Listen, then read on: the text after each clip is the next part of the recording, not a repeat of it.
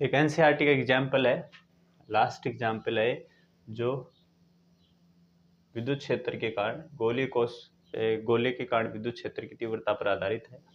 तो देखो बेटा, इसमें क्या लिखा हुआ है, परमाणु के प्रारंभिक प्रतिरूप में ये माना गया था कि आवेश जेडी का बिंदु आमाप का धनात्मक नाभिक होता है। कहने का मतलब जो नाभिक है उसको बिंदु जितना माना गया है, यानी नाभिक पर जितना आवेश है उसको बिंदु आवेश के रूप में मान सकते हैं, और जिसकी वैल्यू है जेडी। उसके बाद में जो त्रिज्या कैपिटल आर तक एक समान घनत्व के ऋणावेश से घिरा हुआ है, और इस जो परमाणु की त्रिज्या है वो कैपिटल आर है, कैपिटल आर त्रिज्या है, और इसके ऋणावेश से घिरा हुआ है।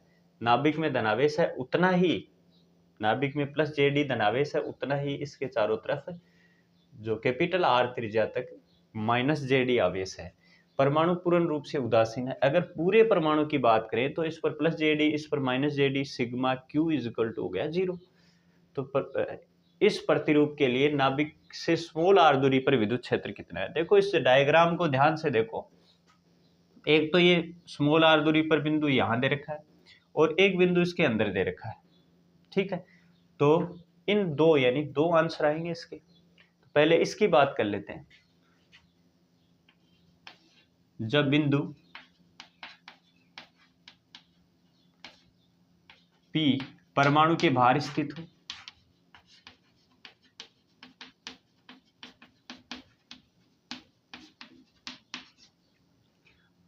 बाहर हो तो क्या करते हो आप, इसको अपन क्या करते हैं, एक गोला बनाते हैं, काल्पनिक गोला, जिसके अंदर ये सारा आवेश आ गया। तो इस गोले के अंदर कितना आवेश है, टोटल आवेश निकाल लो, सिग्मा क्यू।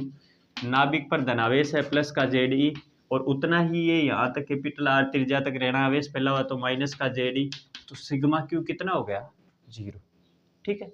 अब देखिए भाई, आप फ्लक्स निकालते हो, फाई बराबर समाकलन note E dot D S D A, बात एक ही है, डॉट हटाते हैं, कोस 0 डिग्री आता है, फाई बराबर ई बाहर ले लो, सॉरी डॉट हटाया, E D A cos 0 degree आ जाएगा, कोस 0 डिग्री का मान 1 होता है, तो फाई इज इक्वल टू आ गया ई, कांस्टेंट है बाहर आ जाएगा, अंदर बचा डी ए, जो अपन इस पर अल्पांश लेते हैं उसका एरिया वगैरह लिख देते हैं। यहाँ पे देखो फाई इज इक्वल टू कुल आवेश बटा एप्सिलॉन नॉट गाउस के नियम से, ई समाकलन डी, ओके।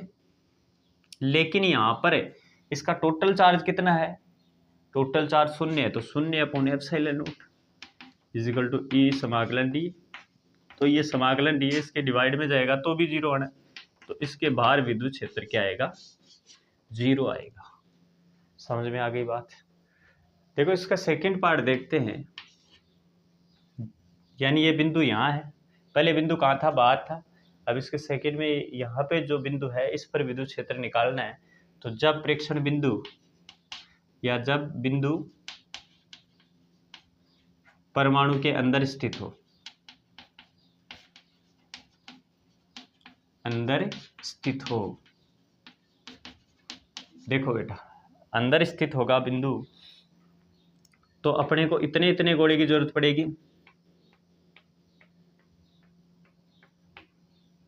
ठीक है।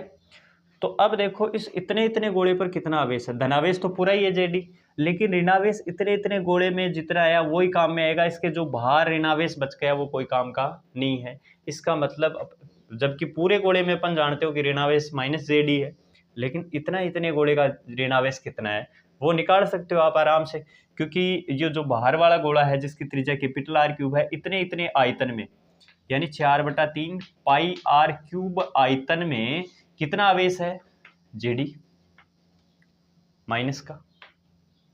इसलिए एकांक आयतन में कितना आवेश हो जाएगा, एकांक आयतन में आवेश हो जाएगा कि भाई इस आयतन का भाग लगा दो, minus JD upon 4/3 pi r cube. और इस एकांक आयतन के आवेश को अपन आयतन आवेश घनत्व बोलते हैं, रो। रो बराबर कितना आ जाता है, ये छोड़ो रो, है ना। अब अपने को आवेश कितना चाहिए, आवेश इतने इतने गोले का आवेश चाहिए, इतने इतने गोले का।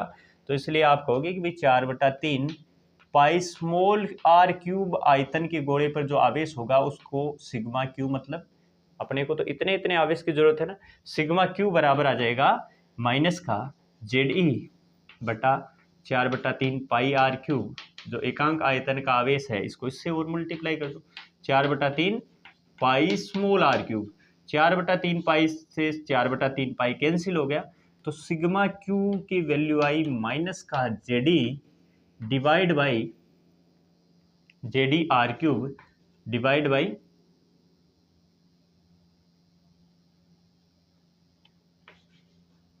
कैपिटल आर क्यू भी बचा नीचे ओनली, है ना, इसको सिग्मा क्यू रहने दो। ये मतलब कुल ऋणावेश है, ये मान लो कुल ऋणावेश इतना आ गया। अब सिग्मा क्यू अपन क्या करते हैं, इस पूरे गोले पर कितना आवेश है तो इसका सिग्मा क्यू निकालते हैं। तो आपको पता है इसमें धनावेश है जेडी और इतने इतने गोले में ऋणावेश ये है जो अभी निकाला है, माइनस का Z E small r cube divided by capital R cube. इसमें से जेड ई कॉमन आ जाएगा, तो जेड ई कॉमन लिया तो अंदर बचा 1 minus capital R cube upon small r cube. ये कुल आवेश है। अब अपन आराम से निकाल सकते हैं। यहाँ पे आप एक अल्पांश लोगे, इसकी डायरेक्शन है इधर, यहाँ पे ई की डायरेक्शन भी इधर ही होगी और थीटा की वैल्यू 0 डिग्री हो जाएगी। तो इससे निकलने वाला फ्लक्स कितना हो गया, फाई बराबर अल्पांश से, है ना, अल्पांश से निकलने वाला फ्लक्स डी फाई होता है, E D A cos 0 degree. और अगर मैं इससे पूरे गोले की बात कर लूंगा तो इसका समाकलन कर देंगे तो ये समाकलन note E D A cos 0 degree. ठीक है, अब फाई की जगह अपन क्या लिख सकते हैं, गाउस के नियम से sigma Q upon epsilon note. ठीक है, ई कांस्टेंट है, समाकलन डी ए क्या हो गया, इसका पूरा एरिया, इस पूरे गोले का एरिया जो चार जरूरत पड़ेगी तो 4 पाई स्मॉल आर स्क्वायर हो जाएगा। अच्छा, सिग्मा क्यू की वैल्यू ये रखी है ना, ई निकालना है ना अपने को, सिग्मा क्यू की वैल्यू ये रखनी पड़ेगी अपने को। तो सिग्मा क्यू की वैल्यू रखो Z E into 1 minus small r cube upon capital R cube divide by epsilon nought, इधर वाला हो गया complete, is equal to E निकालना है तो ई को एज इट इज रख लो, एरिया, इसका एरिया इस पर ही तो लिया अल्पांश, तो इसका एरिया आएगा जो होगा 4 pi small r square. Clear है, ई निकालना है तो ई एक तरफ रख लो, बाकी दूसरी तरफ ले जाओ, ई इज इक्वल टू ये देखो जेड ई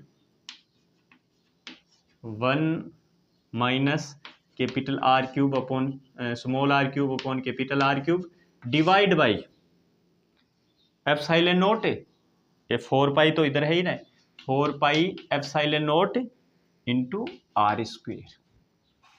आगे सारे पता, आप चाहो तो इसमें से आर स्क्वायर कॉमन ले सकते हो। कैसे लोगे, आप इसको आर स्क्वायर से मल्टीप्लाई करो, आर स्क्वायर से डिवाइड करो, तो E is equal to Z E, ऊपर से आर स्क्वायर कॉमन लिया तो आपके पास यहाँ पे बचा 1 अपॉन आर स्क्वायर माइनस यहाँ पे केवल आर बचा और यहाँ पे capital R cube divide by 4 pi epsilon nought r square से आर स्क्वायर मर गया तो ई कितना बचा, ई बराबर आया Z E 4 pi epsilon nought 1 minus r 1 upon r square minus r बटे कैपिटल आर क्यूब। ये विद्युत क्षेत्र आ जाएगा, समझ गए।